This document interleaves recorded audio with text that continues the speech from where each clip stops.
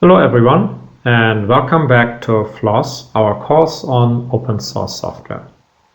We're now entering the second half of the course, where we will look at the impact that open source software and associated innovations are having on the software industry.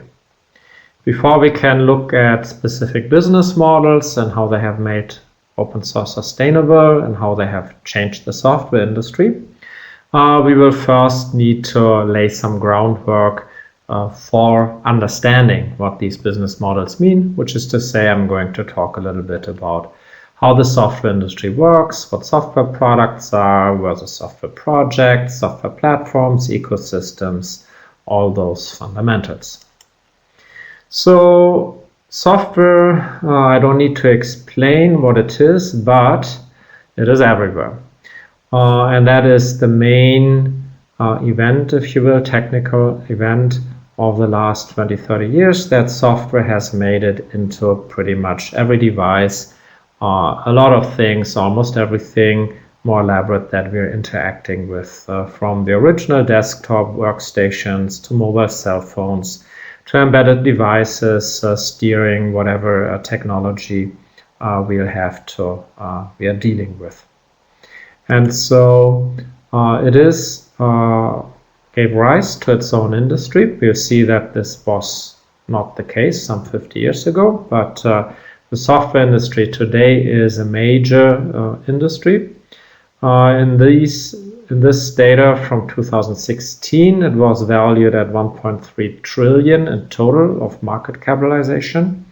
Though when I recently looked at the same query, I got a much higher value, more like 1.8 trillion.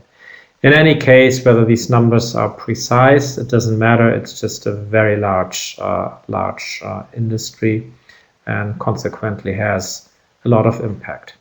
Turned a different way, it's good to be in this business and in this industry because it's growing leaps and bounds and is a good place to have a job. So this guy is, who you can see here, is a Silicon Valley egghead called Marc Andreessen, one of the original developers of Mosaic, one of the first internet browsers, and also a venture capitalist. And he made a pronounced statement where he said in an article, in an interview with the Wall Street Journal, that software is eating the world. Now, it's up for debate what actually is meant or all is meant by that. I think his point was mainly that software is everywhere, meaning there is no high-tech product and no service that can do without software. But I would like to give it a particular spin, which is that there is no innovation and no high-speed innovation without software. Of course, there are other industries, other types of products in the agriculture industry or in anything with hardware. There's certainly innovation going on. But because of the unique properties of software, which are that it's malleable, it can be changed quickly and easily, software has come to have innovation speeds an order of magnitude higher than, say, any hardware. So if we look at our hardware colleagues, they have innovation speeds of classically still a month until they get a new product to market. They're fast, they can do it within a month or within weeks. But software is so malleable that given an appropriate continuous delivery pipeline, you can put some innovation, meaning some code that someone developed, into productive use within minutes. We are talking orders of magnitude faster innovation.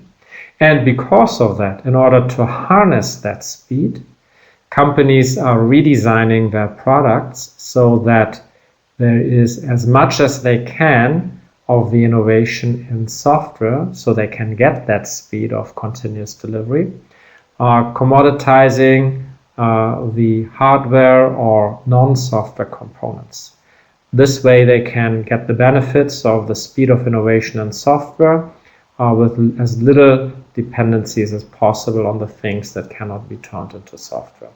Those who successfully commoditize and turn the innovation into software will be able to gain those speeds and win in the marketplace.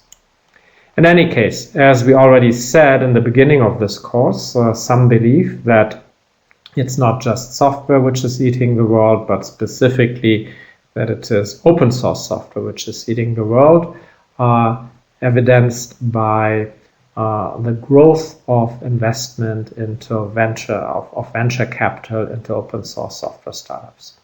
Whether these numbers are proper and really are such a big dent in the software industry remains to be seen, but as we saw, open source is growing leaps and bounds, and as we will see in the discussion of the business models to follow this lecture, open source has carved out very well-defined types of businesses and associated models that can win big and that are having a major impact on the software industry.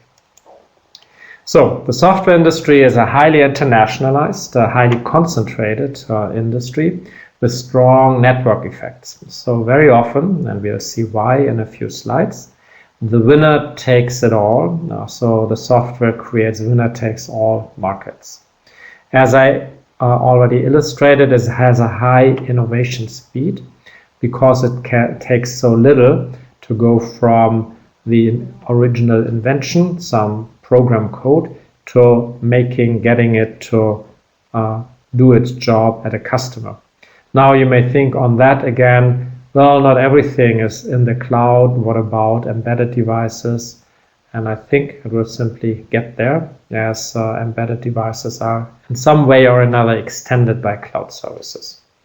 And this is also part of the ongoing digitization. It's been going on for many years, but the ongoing digitization meaning that more and more fields, domains are being covered and are being taken over by software as an additional virtual layer on top of these domains, and basically shifting a lot of the innovation frontiers purely into software, into a virtual world where then they are unhampered by any physical devices or any physical dependencies and can take up the full speed of human invention. This is also exemplified by Jeffrey Immelt, the CEO of General Electric. He went on the record in a large-scale advertisement taken out where he said that GE is now a digital software company, which is complete heresy to many who know the history of GE because it's producing a lot of physical devices. So what Immelt meant by that is that there are no GE products without software. And so here you have someone speaking for a company, GE, which is on the same level playing field as Siemens, saying that really what they are is a software company by now. Again, it's a little bit facetious, but the point is to drive home to its employees as well as the public that the innovation is in software. If you cannot harness that speed of innovation that software gets you, you're going to lose in the market. All right, so let's talk about the software industry. The main players of the software industry are the software vendors, companies who produce products, software products, as well as consulting firms who perform projects with clients. The difference is that products are sold to a market, so there's not a single client, while projects are usually or always client specific, so there's exactly one or very well-defined body of clients for which a custom specific solution is being developed. There are also regulatory bodies and some other players. But it does revolve, obviously, around software as the main artifact. Otherwise, it wouldn't be called the software industry. So software is a digital good. So as a good, it satisfies some human needs. That's why we care. It has some unique properties. as a digital good in general, or a digital good in general, has very low reproduction costs. It's digital, you can copy it with minimum effort. And also perfect reproduction is possible, so you don't lose quality as you copy it. There have been, of course, attempts to increase costs and avoid perfect reproduction for business purposes. These are not what we're talking about. The average digital good can be copied easily, can be reproduced at very low cost, and perfect reproduction is possible. Compared to that, getting to the first copy, meaning the creation of the digital good, if it is software, can be quite high. Software requires programmers and often significant programming effort, so the costs are high, typically in labor costs.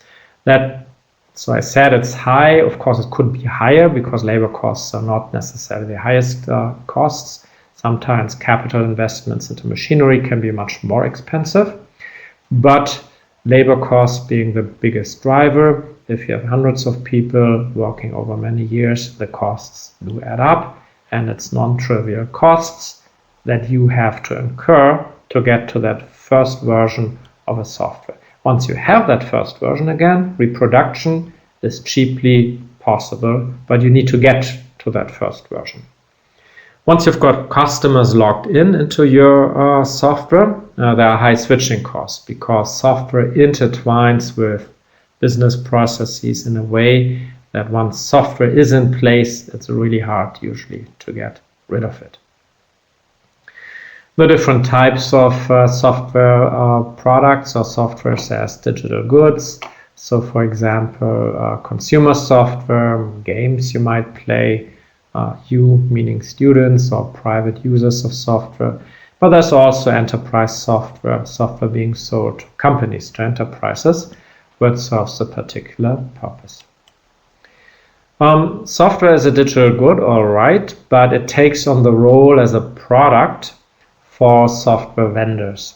As a product, it is sold, it's a man-made digital good, software good, sold to customers or consumers in a market. Again, consumer software or enterprise software could be the two main categories of different markets. Software as a product has a license. We discussed that. The license is basically the usage contract to which typically a lot of services are added in order to sell as much as you can. Software as a product has an open-ended life cycle, so it's born at some point of time, that's the first copy, but it may live on forever. Typically it will eventually die, but you don't know when. It's got an open-ended life cycle. Life will be prolonged and prolonged and prolonged as long as there are customers. In the course of that, it may get reworked and reworked and reworked until no line of code is left standing that was there in the first version, but it doesn't matter. It's what comes, as long as it can be sold, it's just fine. To get again to that first copy, a significant upfront investment, development, labor is needed. So, and software products are what we care about mostly here because that's what the software industry builds on. So let's look at what is a software product in more detail and what is being sold to customers in the market. I've split it up into 3 levels of products. There is what I call the core product, or what others also call the core product. That is the essential heart of the software. That is the original program code. But that is not useful in itself typically to customers. Customers want more. So there's the basic product, which is a bundle of the original core software with complementary materials like user's manual or an operations manual, and also self-help services like forums and mailing lists or FAQs on the web. And so that users can help themselves if they have a problem or a question. Typically, the license that you pay for in order to be able or be allowed to use the software, gives you some guarantees. Otherwise, you wouldn't buy it. So there's some guarantee of a fitness for use. Typically, vendors will try to keep it as small as possible, but there must be some guarantee of a fitness for use. Otherwise, it makes no sense of buying. Also, there's usually warranties and indemnification, Schadensfreistellung in German, meaning that if something's wrong or you cause some damage using the software and it's clearly the software's fault, you can hold the vendor liable as the customer. And then there are all kinds of support services, for example, hotlines, obviously, where you can speak to an expert on the software if the self-help services are not sufficient. So that's the basic product, and that is typically good enough to go into the market. However, beyond the basic product, you typically want a whole product, which is what finally makes the basic product attractive to customers. So the whole product is the basic product plus training you offer to customers, consulting that's offered around the product, typically for customizing and implementing the product at a customer's location or data center, as well as operations. So you may offer to operate the software for the customer if in case the customers don't have a data center and just want to basically rent a service from you. You can learn more about these in our software product management course. So I've summarized the essentials of software products in this one slide, which hierarchically structures the whole product into the basic product and the additional services like training, consulting, and operations, and the basic product into the usage rights you get and the guarantees you get for using it, and the support services that are potentially being sold to customers. And it's really fairly detail oriented here because I also added the pricing. Because pricing is closely related to what you can sell. Nothing you want to sell that doesn't have a price. So you need to think about how to price something and come up with a pricing schedule based on the different aspects that a customer might want to buy. So looking at this here again, the core software is really the core of the software, possibly with extensions and plugins, so you can scale this up or down, offer more or less plugins, bundle more or less plugins into different versions of the software. The complementary materials that you supply with the software as part of is documentation and training, so you get a right to use these materials for your own good as a customer, but it's only the rights to use them, it's not the service yet. And then there are the self-help services which you can charge users for example, access to forums and mailing lists. Typically, these are provided publicly without access restrictions, but sometimes you have developer networks where you basically have a walled garden that you pay to get to premium materials that are not freely available on the web.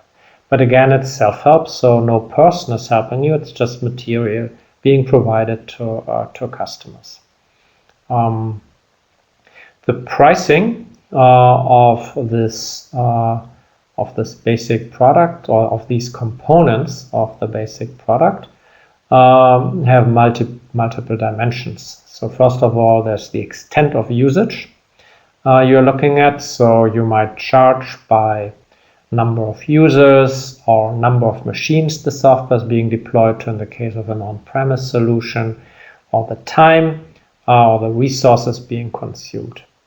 You may also sell different durations. So these usage rights might be given to customers only for a year or a month, or they might be perpetual.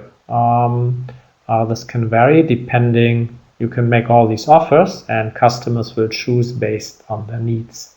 For example, if you provide a software that's included as a library in other people's products, they will certainly want a perpetual usage right. While if the buyer, the customer is the final user, they might be good with a time-limited version, say in the case of a subscription service of software as a service. You may further substructure these payments into an initial license fee and a regular maintenance fee. This is actually a most basic strategy, pricing strategy of software that you charge up front for an initial license, and after that you significantly lower the price to what's called the maintenance fee. So these are the basic usage rights. In addition, as part of the basic product, you might sell guarantees. That's again the fitness for use and the indemnification. There's also often certification being sold, meaning the vendor, bless myself, the vendor makes extra effort to have their software certified for certain hardware or to comply with certain laws, and only that may make the software actually be purchasable or allowed to be purchased by some customers. If you don't have that certification, they might not be able to buy based on their own rules or based on the laws of a particular country. So the pricing of these guarantees varies or is also specific to this type of product feature. And it would often be done, for example, by the loss of business that might be incurred if it was not fit for use, or the fines that have to be passed on to the vendor if something was wrong. For example, if the software was using patents and the vendor did not properly sublicense those patent rights, and now the patent holder sued the customer, then by way of indemnification, the customer would turn over these lawsuits or the damages from it to the software vendor. You can structure this into different bands depending on how much or how severe, how important the guarantees are that the vendor provides to its users. Support services, that's mostly hotline support, maybe some on-site, additional on-site servicing. You price that again based on various models. Hotlines, for example, can be incident-based. Each time someone calls, incurs a fee. Or you have the company on retainer, meaning you provide 9x5, meaning 9 hours for 5 weekdays, or 24/7, meaning 24 hours a day, all days of the week. And of course, that would lead to different prices depending on what level of support you need here. Then access to quality. First level support are usually people who can do usually barely more than read the manual to you. Second level may actually be experts on the products with lots of experience. And third level might be developers themselves who will investigate with you a potential bug that you may have run into. So that's the basic product. Beyond the basic product, there are the additional services that really make a product useful. There is training, consulting, and operations. Training can be in-house training or online or off-site training. For that, you might simply charge a fee, fixed fee. You might charge per participating person.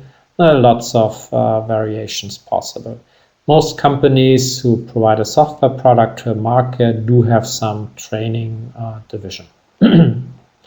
They also sometimes have a consulting division, though if it's a well-known product with a large customer base, consulting may be done by a different company, say as in the case with the large ERP vendors. So consulting would be technical implementation services, putting the sometimes possibly very complex product into action, into production at a customer side.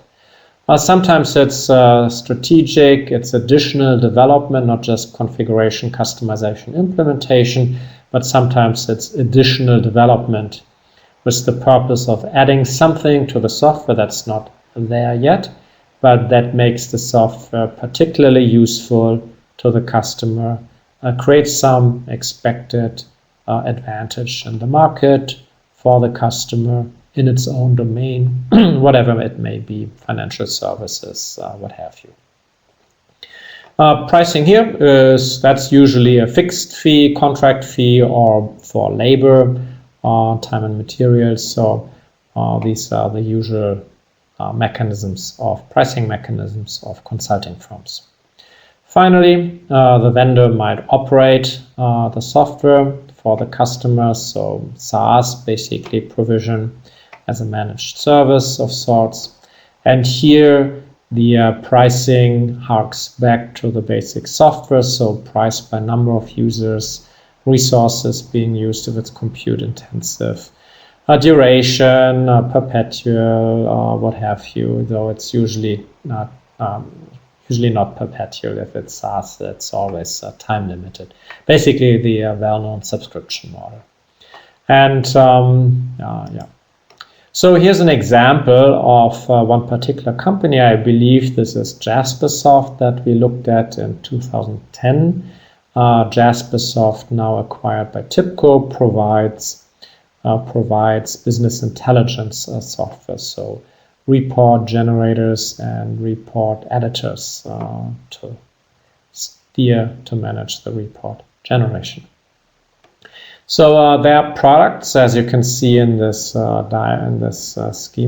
schema, is sold through two main channels. There's a web store, which offers a few product features, and a direct sales force, high-touch sales force, meaning people who come to customer sites and talk to customers, do presentations, hopefully close a deal at the end.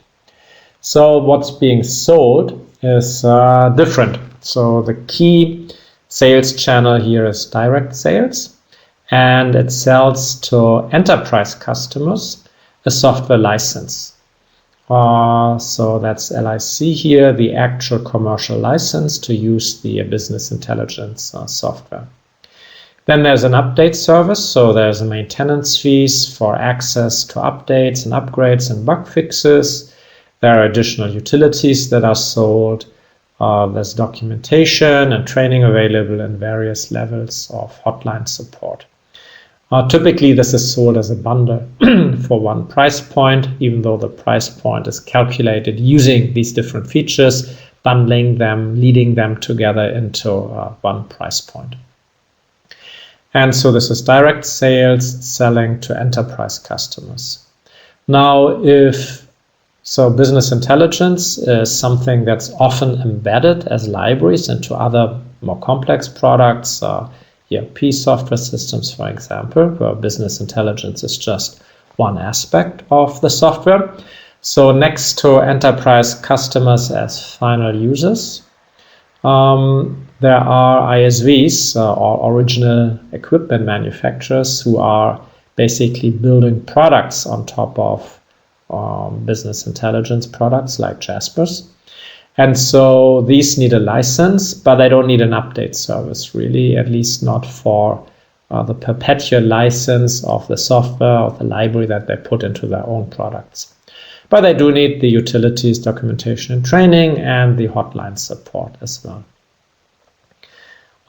So these are the commercial customers. Jasper is interesting, and we will revisit this in a later lecture.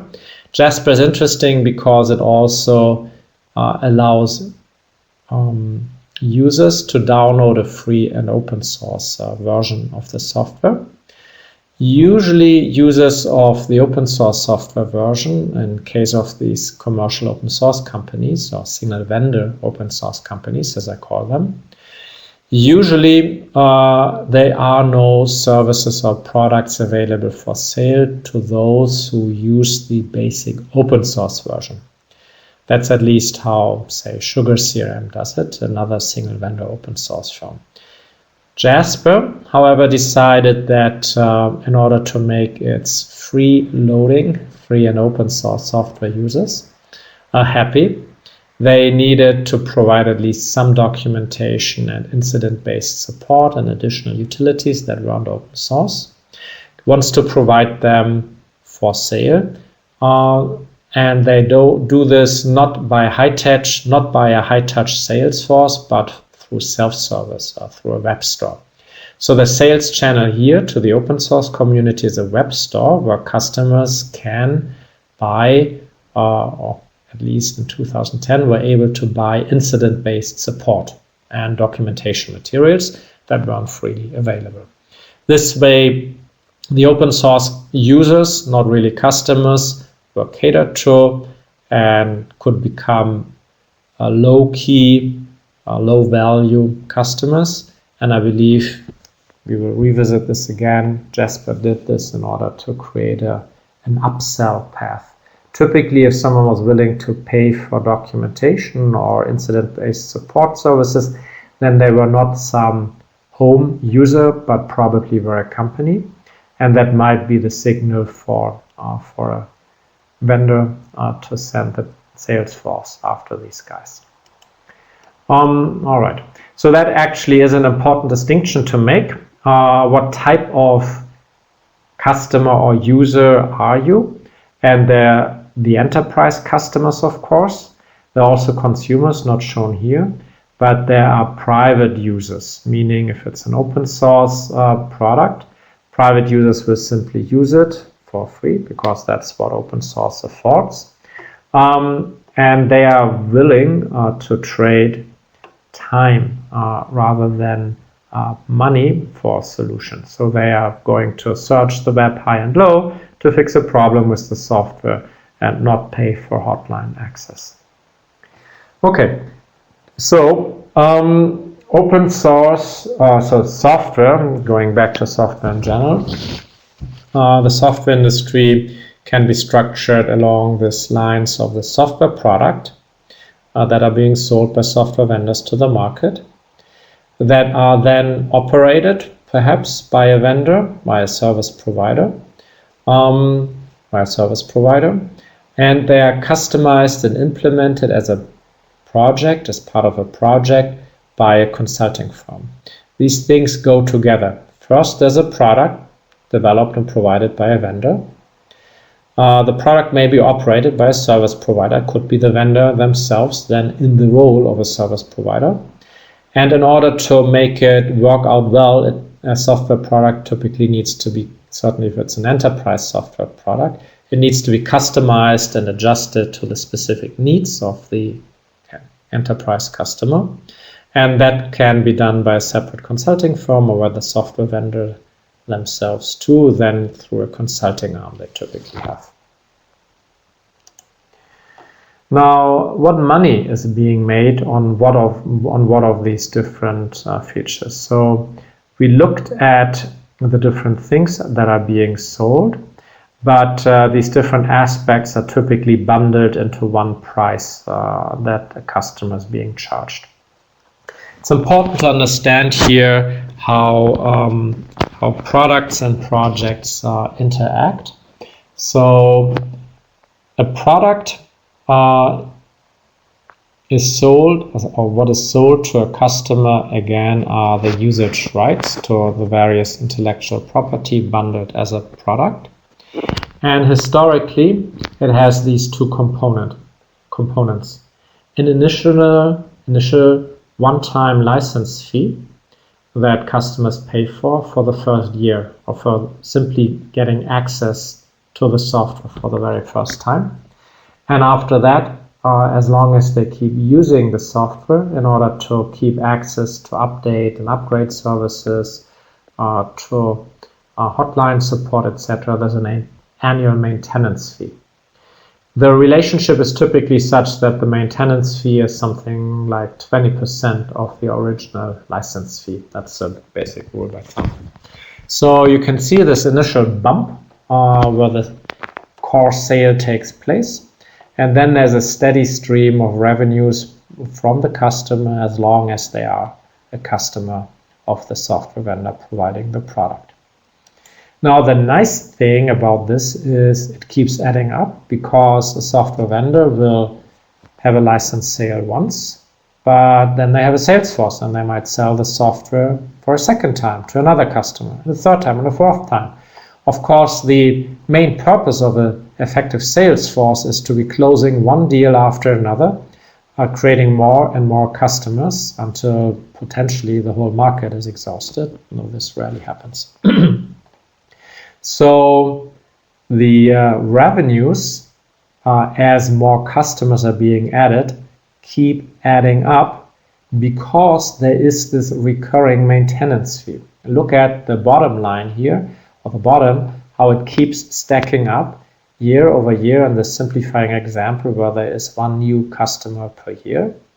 You have a base stock of revenues from maintenance that is adding up and makes software companies, software vendors, being a software vendor, such a nice business. Even if there was no initial license fee, as there now is with software as a service, typically you just pay a flat fee, a flat subscription fee, or you simply pay a subscription fee, whatever way it might be calculated, for each month or for each year. Even if that was the case, if the company keeps acquiring one new customer per year, it still keeps adding up. You don't have that initial nice hump, but you do have new additional revenue every year with together with the old recurring revenue. So the continuous stream of revenue, which requires not a lot of much less resources than new development to keep existing customers happy, keeps adding up, which is why software vendors again are such a nice business to be in. So I want to contrast that with software projects. So first of all, taking a step back here, a project is something you do, a process with a defined start and end.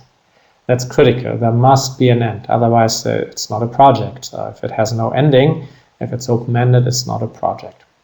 Software projects then are projects where software is typically being developed or adjusted and implemented. And in contrast to products, software projects create revenue that strongly correlates with the labor being performed. So customers who pay for customer-specific projects, they typically pay for the labor. And so, and then that may be a fixed price, or it may really be time and materials, the actual labor, it doesn't matter, but the price of the software project strongly correlates with the labor that goes into it.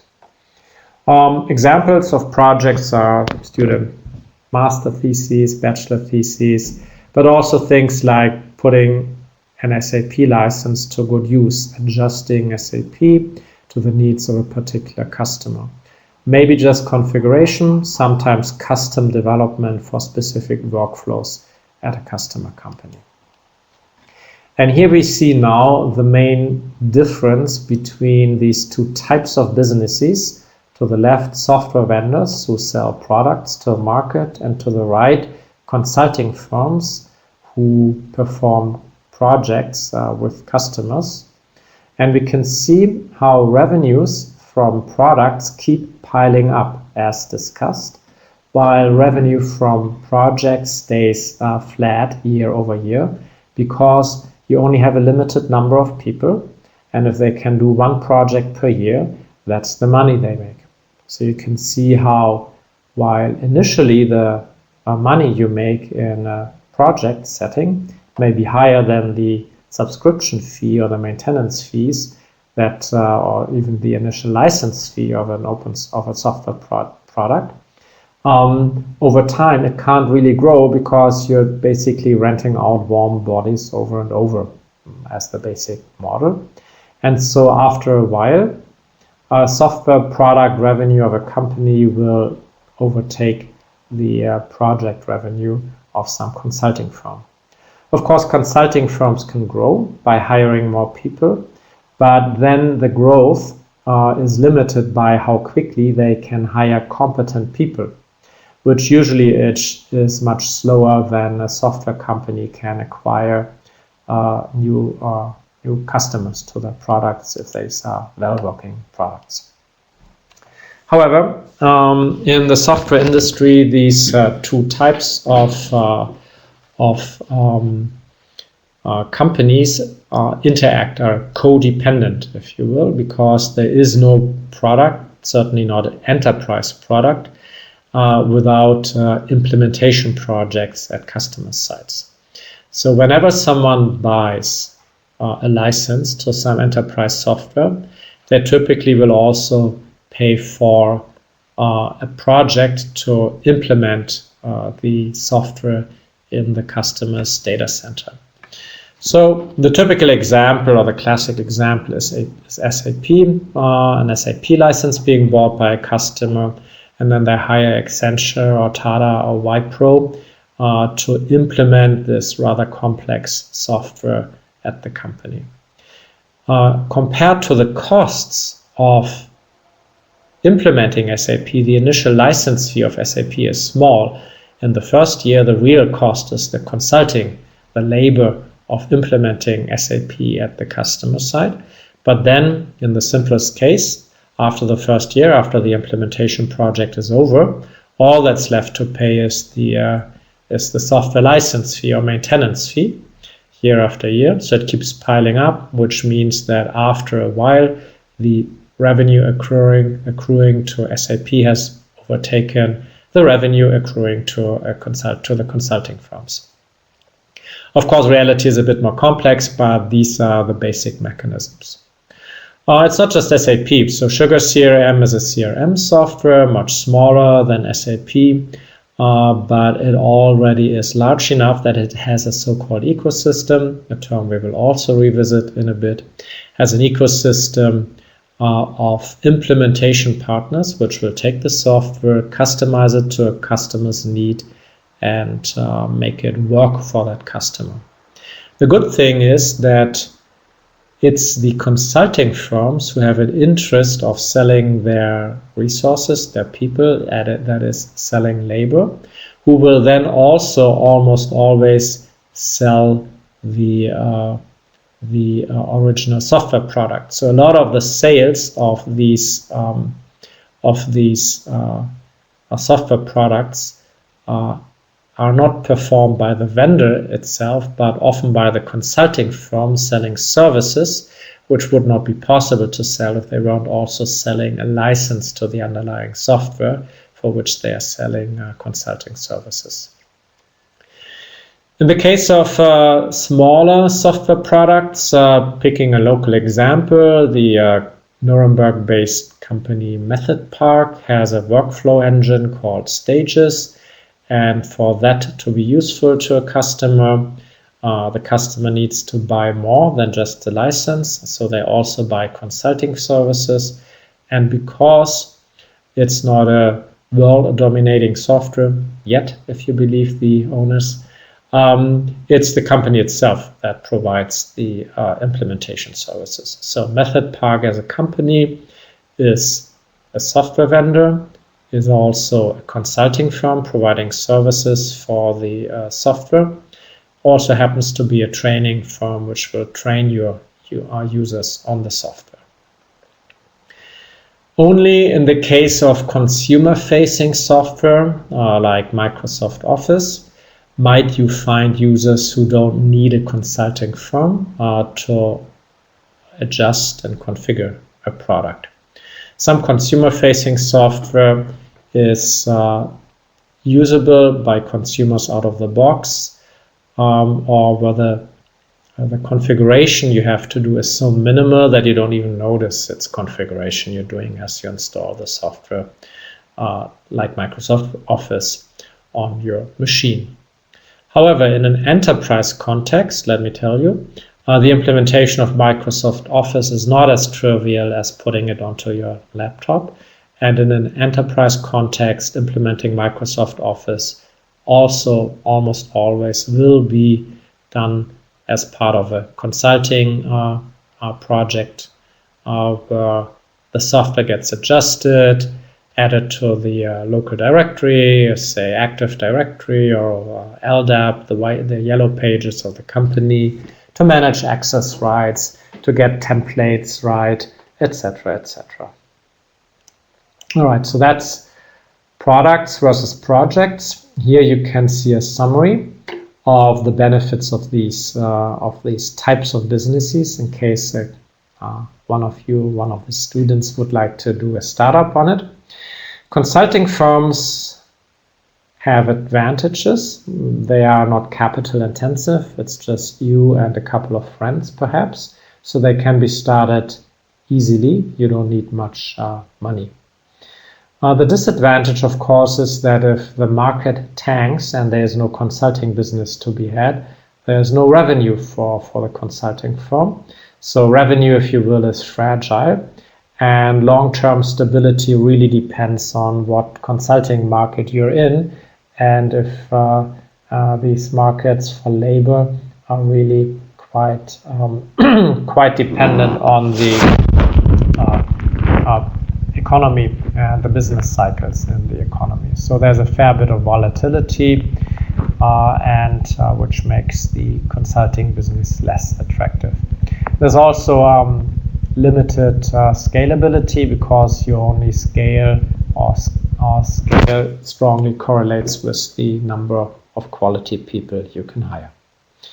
Software vendors, by comparison, who bring a product to market, once they have the product in the market, they have fairly stable revenues because it's so hard to rip out most softwares, because software has this tendency to inject itself into the lifeblood, into the workings of its using company, and it's really hard to rip it out there. So maintenance revenue is fairly stable, gets regularly budgeted for and paid for. So the software vendor receiving these maintenance revenues has a very good life if once it's in the market, successfully surviving and weathering any downturns in the economy, etc.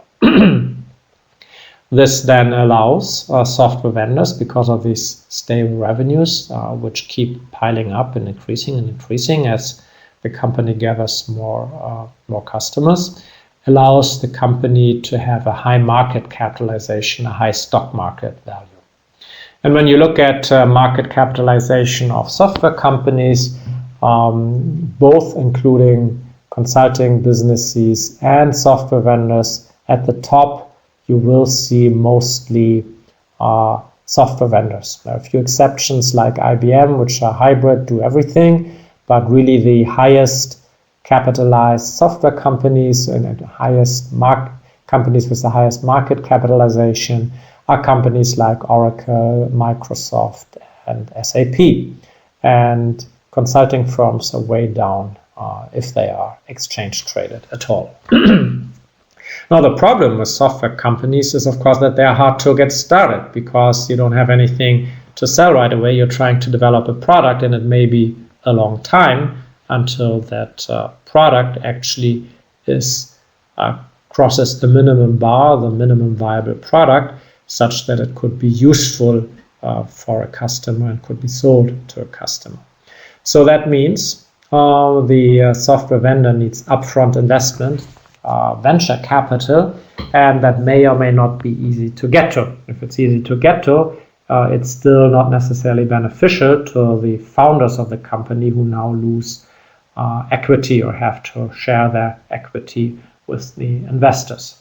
So most startups, therefore, since they are high risk, most startups are high risk, and so they most fail and only few survive. So it's much more risk for the founders that they take. Okay, so that was software products, software product and project complementarity. And now we will look at how the software industry works based on the main ingredient software products and projects.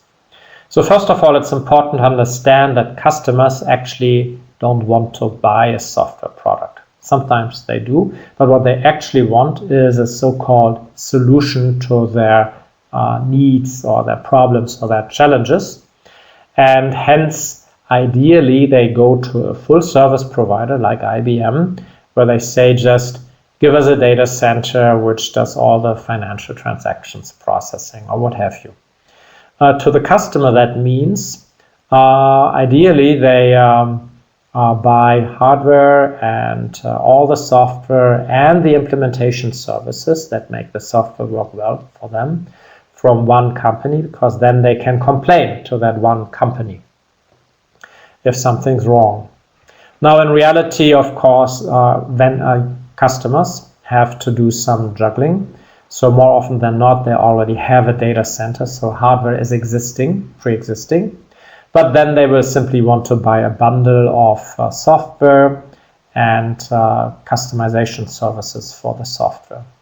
Ideally, they really don't want to unbundle the software, but really have the software as one entity and not as visualized here, separate operating system and application. What happens though is that depending on how complex and well working the customer's data center is, their own guys in the data center may operate the hardware, may operate the operating system, and so additional applications can be put on top of that. So that for mature data centers, customers really just buy an application and the customization services for it. But ideally, they would just buy vertically, or they would want to buy vertically this whole thing and have one neck to choke, as the saying goes. Now, this situation of vertical buying was actually the original situation in the 60s, 70s, 80s, at a point in time where software almost didn't exist as a separate entity. Rather, you had companies like IBM and DEC competing by selling to customers a vertically integrated solution consisting of the hardware, which was proprietary and intellectual property of the particular vendor, an operating system running on the hardware, which was also proprietary and owned by the particular vendor, and then on top of that an application, either a standard application that was sold to multiple customers, or even potentially a custom application developed for a particular customer, but always on top of the proprietary operating system and hardware. Now, there's some benefits to this model, which you might want to discuss in class. And these benefits are that the vertical integration makes sure these pieces really work together well. There is no, except conceptually, layering really here, which distinguishes the hardware from the operating system from the application. That's how I explain it here. And of course, how a good software architect in their mind, in order to manage by divide and conquer, will think about what's being sold here. But in the early days, these layers or these boundaries between application, operating system, and hardware were much more permeable than they may be today. Now, the strength of this benefit is really well-working, well-integrated solutions. And the downsides are that one vendor had to be able to do all of this very well. IBM had to do and understand application needs, how operating systems function, as well as hardware, how to build the proper hardware. Over time, it became apparent that a better approach was horizontal layering, allowing specializations in any of these layers. So since the 80s, 90s, we saw the emergence of very well-defined boundaries that separated these layers. So there needed to be industry agreement standards on these boundaries, So we have established hardware architectures that are interfaced to, meaning there's a defined boundary from the operating system, which has well-defined boundaries, sometimes proprietarily defined, but nevertheless well-defined boundaries that allow the use by applications. And by having these clearly defined boundaries, you would have vendors who specialized in any of these layers. Sometimes these layers would be occupied dominantly by only one particular vendor. Like Windows for quite a while was the dominant operating systems provider, leaving room only for niche operating systems. Or IBM was a strong vendor, or Dell was it, etc. But these days we see multiple implementations for all of these layers, so there's competition within a layer. And sometimes also competition across vertically integratable stacks, meaning you have lower layers that enable higher layers, or so-called ecosystems in higher layers, and these are so-called platforms who enable that. We will revisit that in a bit. Anyway, let me repeat that vertical integration was ultimately too slow and not innovative enough, and the industry turned to horizontal integration with well-defined standards-based boundaries and APIs between these layers. Just taking for fun a small step back here. This is more suitable for perhaps our general introduction to software engineering, but it's the software industry. It's actually not been that long that software has been around. The term was called in 1959, and the separation of hardware and software from each other was actually a legal action by the US Department of Justice in 1969, requiring the vendors to cleanly and clearly separate that, basically making the later horizontal integration possible. But vertical integration kept going for quite a while. So in 1969, the term software engineering was called at the Garmisch conference on software systems and software engineering. And we had this slow switch from vertical to horizontal integration in the 80s and 90s. This gave rise to the growth of platforms and ecosystems based on platforms, which I'll discuss in a bit. During the 90s, we saw this almost complete dominance of Windows, which only has been punctuated and is slowly being replaced now by Linux. I think I already mentioned how in the form of Android, in terms of installed base Android, and thereby Linux has overtaken Windows only recently as the most commonly used operating system. In the 2000s, you got more diversification, more platforms, and of course the growth of open source software as a major phenomenon making platforms and ecosystems happening. Right now, we actually observe some sort of vertical integration due to the ascent of cloud computing, though I'm pretty sure we'll be quickly back to horizontal integration, and it's not that strong a vertical integration yet. So, I would like to talk now about software platforms. A software platform is some piece of software product that by way of a defined API enables other software using software of the platform to be developed more rapidly with higher quality, what have you, because the platform provides all the services that the application needs to function, but that are not platform specific. So obviously the most obvious choice is an operating system that provides services like scheduling, processes, file systems, access, etc., things that all applications need, but that are in no way specific to the application, or whatever is specific to the application can be programmed by the application using the API of the platform. Linux is based, I believe, on the POSIX standards, so there's one standard for operating system. Windows has its own proprietary de facto standard called the Win32 API. These are ways of how applications build on top of operating systems and remain independent of it. The interesting aspect here is that the relationship is 1 to n typically. There's one platform and then n, with n being potentially very large, number of applications built on top of the platform. So Windows as an operating system enables or makes possible a large number of applications.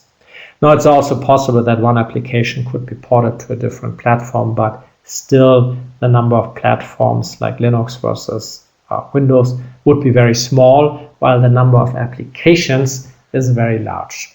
So there are only few platforms that survive, that empower applications, but then there is a large number of applications.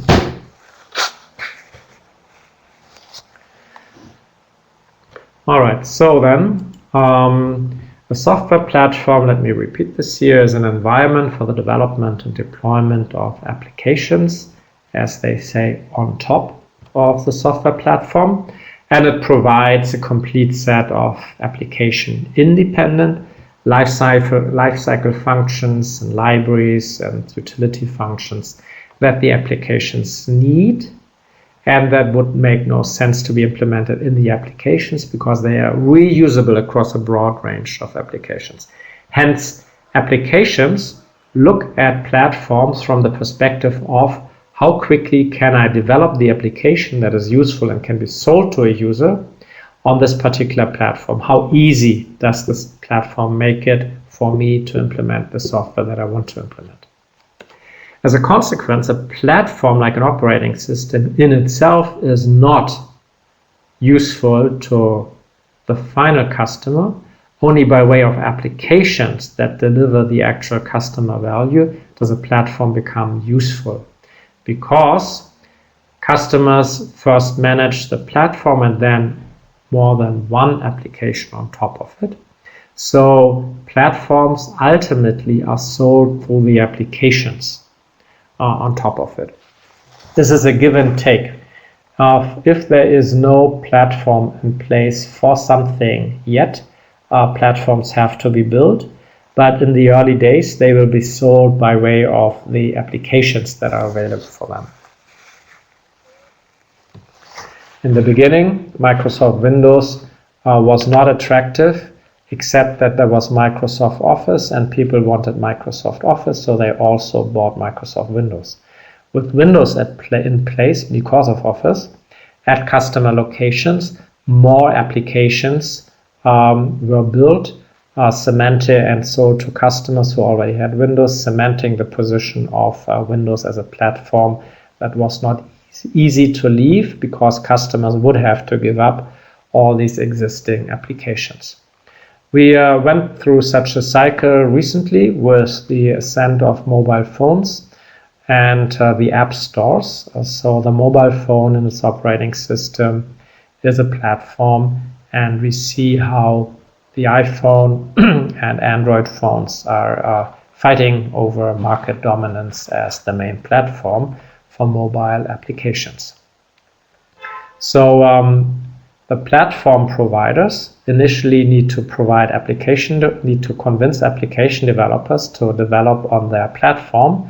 But once they got a critical mass, they are in a good position to benefit, because while the application is being sold once, with each application, if you will, comes a license sale of the platform too. And so wherever the application is being sold, the platform also has to be sold. So quickly or soon, the platform will always be sold if an application is being sold. Now then, from a perspective of a platform provider, they need to create what's a so-called ecosystem, software ecosystem. So that's the totality of actors, businesses and individuals, and the software applications they develop, sell and use, and the relationships and goals for that particular software platform. Now, there are multiple definitions out there what a software ecosystem actually is. I restricted here somewhat to mean the software ecosystem around a particular software platform. Otherwise, it's not clear to me how to distinguish it from a simple community. So I think a software ecosystem is more than a community, say around an open source software project, and it only becomes an ecosystem if there is a software platform, which makes my notion of software platform here a little bit restrictive in that there is that one player, if it's a proprietary platform, which has a strong position, and which would be different if it was an open source platform, something we will discuss later. So software platforms are products, as mentioned already, and they're highly valuable because applications need them, and so application providers always sell the platform with the application. They are also wanted by IT departments because IT departments need to operate software for the in-house users, and so they only want as few platforms to be knowledgeable about as possible. So often an IT department standardizes, say, on just Windows or just Linux, and will not accept applications for any of the other platforms, operating systems in the example case. So that's why Linux has a hard time making it onto the desktop, because that's where Windows is dominant, and IT departments just don't want to manage Linux desktops in addition to Windows desktops. In the server space, obviously, Linux is strong too, and probably overtaking and ultimately removing Windows. So from a strategic perspective, again, the platform business is a good business to be in, hence every software company somehow wants to be a platform. You can imagine this as layers on top of layers on top of layers. So for example, Windows is a platform for Adobe Photoshop, but Adobe Photoshop is also a platform for all kinds of plugins that smaller companies provide for Photoshop. So the strategic considerations to point out here is that every application license sale also implies that the platform be sold. Now, if the platform is already in place, it may not lead to more revenue for the platform provider, but it also may. And it depends on how the application uses the platform and what the pricing model of the platform is. If the platform is, for example, a database, like Oracle, and it implies additional users or additional resource consumption, and that's what the pricing model is based on, well, then an additional application leads to an additional platform sale. Also, the platforms push potential competitors out the way, which means that the pricing power of the platform provider gets very high. They can keep increasing prices until nobody wants to buy applications more because the platform is so expensive. So pricing here is quite an art, how to maximize total revenue by not annoying customers too much, but still charging as much as you can. All right, so based on these phenomena, software products, software platforms, and their ecosystems, business models are being created. A business model is the way a business operates. It's a summary description model of a business's elements and the interactions or the relationships it has with others or within its own elements, for the purpose of achieving the strategic goals of the company which has that business model. So elements here are the products, the business partners, the employees and people, the positioning, the positions, etc., scarce resources, etc., that all govern how these elements play together. You sometimes hear people talk about open source business models. Strictly speaking, there are no open source business models, but there are business models that have open source and open sourcing as a key ingredient, so much so that sometimes this is so dominant and so core to the business model that people will call some particular business model of a company an open source business model. And of course, later on in later sessions, we will recognize different patterns or types of these open source business models. The most common way of describing business models these days is the business model canvas by Osterwalder, and it simply is a visual format allowing the designers, the strategists of a business, the designers of a business model to fill in the different components they should not forget about, meaning what are the key resources of a company and the key activities that these resources are put together to create the actual product. Here, hiding behind the value proposition. Sometimes you need strong partners for that to create the value proposition for customers.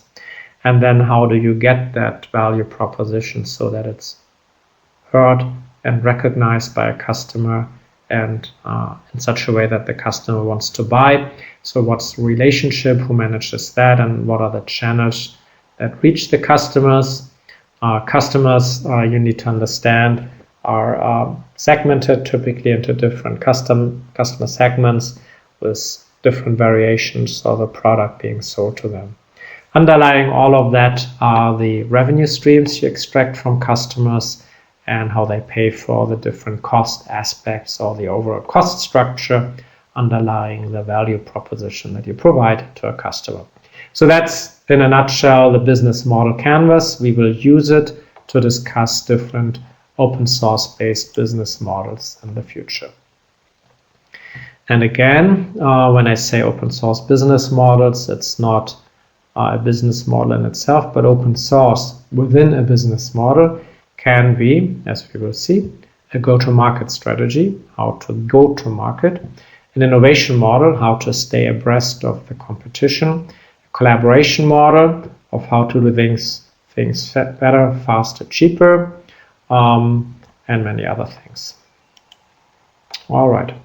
So in this session on the software industry, we reviewed what a software product is, made a distinction between core, basic, and whole product and the different aspects that you put there and how to price them.